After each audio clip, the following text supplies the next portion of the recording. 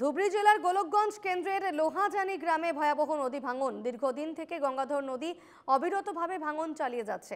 ভাঙনের ফলে শতাধিক গ্রামবাসী গৃহহারা হয়েছেন। গ্রামের বিস্তীর্ণ কৃষি জমি ও নদী গর্ভে তলিয়ে গেছে। হেলদোল নেই বিভাগীয় মন্ত্রী সহ স্থানীয় প্রশাসনের।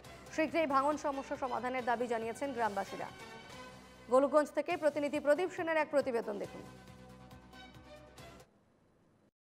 আমি রয়েছি গোলকগঞ্জ সমষ্টির লোহাজানি গ্রামের সমস্যায় জর্জর সব বলতে লাগবে।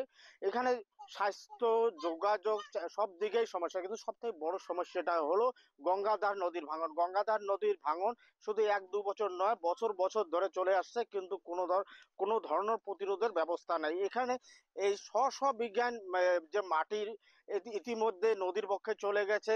শ লোক বছরে এখানে গৃহহারা হয়, কিন্তু খবর নেওয়ার কারো কোনোদিন প্রয়োজন অনুভব করে না। যত প্রশাসনিক বিষয়ে হোক বা প্রতিনিধি হোক, প্রতিনিধিরা আসে মানে যখন ইলেকশন আসে তখনই ওদের দরকার হয় এই মানুষদেরকে, কিন্তু তারপরে হয়তো ভুলে যায়, তারপর প্রয়োজন অনুভব করে না এদের দুঃখ দরদ নেওয়ার, খবর নেওয়ার।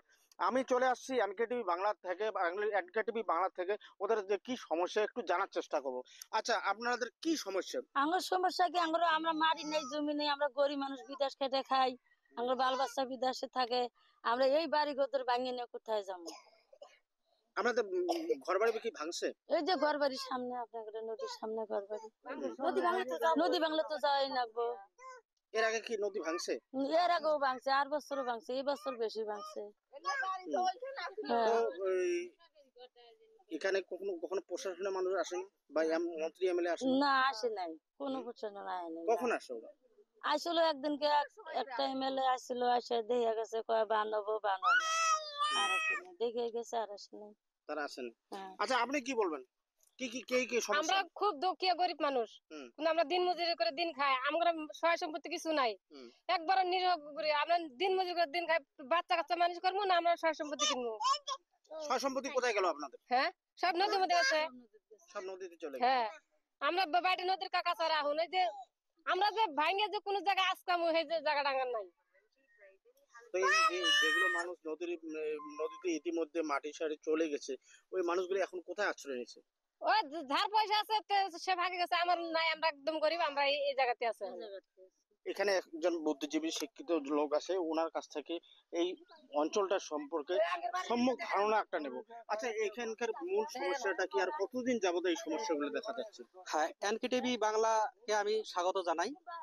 আমি প্রথমে বলবো আসাম সরকারের যে ঢাকঢোল বাজানোর যে ইঙ্গিত, সেই ইঙ্গিত আমি বলবো এই ধুবড়ী জেলার গোলকগঞ্জ সমষ্টির অন্তর্গত যে লোহাজানি আছে, সেই লোহাজানিতে নাই বলে আমি ভাববো। কারণ মন্ত্রী মহোদয় যে পিছু হাজরিকা মহোদয় আছে, পিছু হাজরিকা মহোদয় আমরা জানা মতে বহুত কাজ করেছে, তবে এখানে যে মানে চক্ষু কেন দেয় না সেটা আমি একটা আচরিত মনে করছি। কারণ আমি ভাবছি যে এখানকার মানুষকে মনে হয় দাম দিচ্ছে না। কারণ ভোটের টাইমে তো এসে এরা তো সুন্দর কথা বলে, কিন্তু যেভাবে নদী ভাঙন আরম্ভ হয়েছে, সেই নদী ভাঙন এই আসাম সরকার তো কোনো গুরুত্ব দেয় না, কারণ খালি উচ্ছেদের কথা বলে। কারণ আমি দেখতেছি, আমি সমস্ত সময় আমি টিভিতে আমি দেখি যে খালি উচ্ছেদ চলছে, ধুবড়ী ডিস্ট্রিক্টে বা অন্যান্য ডিস্ট্রিক্টে উচ্ছেদ চলছে। আমি ভাববো যে নদীতে যেভাবে ভাঙন শুরু হয়েছে, সেই ভাঙন যাতে রক্ষা করে, মাটি রক্ষা করতে লাগবে, এটা হচ্ছে মেন কথা। কারণ মাটি যদি রক্ষা না করা যায়, আমি নিজের মাতৃভূমি যদি রক্ষা করবে না পারি, তে আমরা এখানে বেঁচে থেকে কি করব? আমি আসাম সরকারের যে মন্ত্রী আছে, বিভাগীয় মন্ত্রী আর মুখ্যমন্ত্রী আছে, আমি বলবো যাতে এই ধুবড়ী জেলার যে লোহাজানি, শিমলাবাড়ি, মরাগদাধর এই সব অত্র অঞ্চল আছে, এই অঞ্চলকে যাতে মানে এই নদী ভাঙন যাতে বন্ধ করে, উন্নত প্রযুক্তিবিদ্যায় যাতে এই বন্ধ যাতে করে, এটা আমি কামনা জানাবো।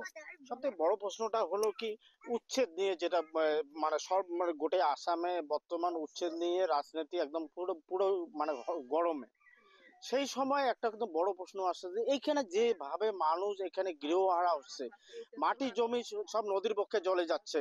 এই যে সামনে একটা বাড়ি দেখা যাচ্ছে, এটা একটা পাকা বাড়ি ছিল, আজকে এটা কিন্তু একদম কিচ্ছু নেই। কিন্তু এই মানুষগুলো কোথায় যাবে? এই মানুষগুলো হয়তো উপায়ন্তর হয়ে এগুলো সরকারি কোনো সরকারি জমিতে আশ্রয় নেওয়ার জন্য বাধ্য হবে। আর যখন সরকারি জমিতে বাধ্য হবে তখন আবার সরকার থেকে উচ্ছেদ করবে। তাই মানুষগুলো এই যে উচ্ছেদ করছে, মানুষগুলো যাবে কোথায়? সব থেকে কিন্তু বড় প্রশ্ন। আপনি কি বলবেন? আপনাদের এই যে এখান থেকে যদি মানুষগুলো এখান থেকে উচ্ছেদ হয়ে যায়, সরকারি ভূমিতে আশ্রয় নেয়, তারপরে কিন্তু আবার উচ্ছেদ করবে। হ্যাঁ, তো আপনি কি বলবেন সরকারকে? আমাদের জায়গাটা মানে ঠেকা রাখে, বানটান দেয়, দেওয়ার জন্য আমরা তাকে এটাই বলবো। আপনি যদি এখন অন্য কোনো জায়গায় যান, অন্য জায়গায় তো আমার নাই, আমি কোন যাবো?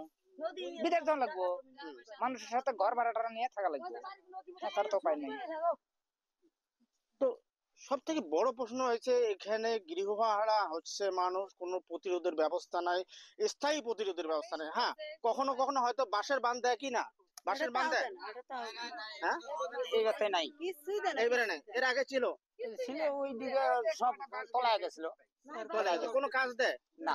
তো এই হলো বাস্তব কথা, যে মানে কখনো কখনো হয়তো বেশি দাবি করলে, আবেদন করলে প্রতিরোধের জন্য সামান্য কয়েকটা বাঁশ পেরিয়ে পার্কুপাইনের ব্যবস্থা করে প্রতিরোধের ব্যবস্থা করা হয়, সেটা কিন্তু অসম্ভব। সেটা মানে হয়তো প্রতিরোধের কোনো ব্যবস্থা করলেও প্রতিরোধ হয় না। তো স্থানীয় রাজ্যের দাবি স্থায়ীভাবে প্রতিরোধ করতে লাগে, সেটা হয়তো শিল্পের গাইড মানে হোক, কোনো স্থায়ী বাঁধের ব্যবস্থা না করলে সেটা আদৌ সম্ভব নয় এখানে প্রতিরোধ করা। তো এই লোহাজানি থেকে আমি Pradip Kumar Sen, NK TV Bangla, North East Golakganj.